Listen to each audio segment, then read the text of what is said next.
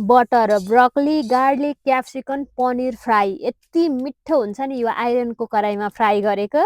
सुरुमा चाहिँ मैले एक थुङ्गा ब्रोकोली लिएँ। यसलाई चाहिँ काटकुट केलाइ-कुलाइ बनाउँछु। मलाई चाहिँ एकदमै रमाइलो लाग्छ क्या यसलाई केलाउन, काट्न। बरु तरकारी पकाउन अल्छी लाग्छ होला, काटकुट बनाउन चाहिँ असाध्यै नै जाँगर लाग्छ।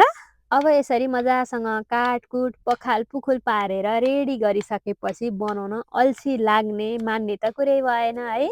ठ्याक्क काटकुट बनाइसकेपछि चाहिँ मनतातो पानीले पखाल्छु। किरासिरा छ भने पनि सजिलैसँग झर्छ, सफा हुन्छ। हेर्नुहोस् त, त्यसपछि मैले क्याप्सिकम काट्दैछु।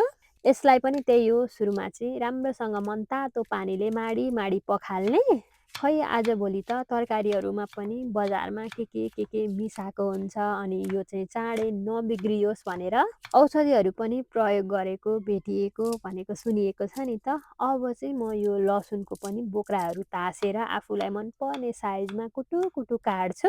अलि निक्कै नै राखेको मनपर्छ भने अलि निक्कै पनि राख्न सक्नुहुन्छ। मलाई चाहिँ यति नै मनपर्छ। त्यही भएर मैले चाहिँ आइरनको कराईमा बटर पगालिसकेकी छु।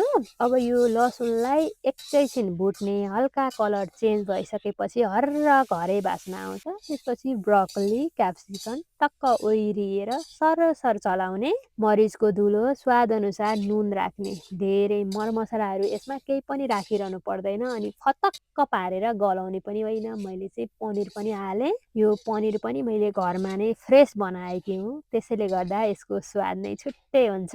अब यसमा चाहिँ केही पनि हाल्ने होइन। यदि आफूलाई पिरो मनपर्छ भने चाहिँ हरियो खोर्सानी हाल्ने, अमिलो अमिलो मनपर्छ भने चाहिँ कागती लास्टमा सर्र निचोर्यो भने एकदमै मिठो हुन्छ। साँच्चै भन्नुपर्दा यसरी बनाएर हजुरहरूले खानाको रूपमा, खाजाको रूपमा पनि खान सक्नुहुन्छ। Thank you.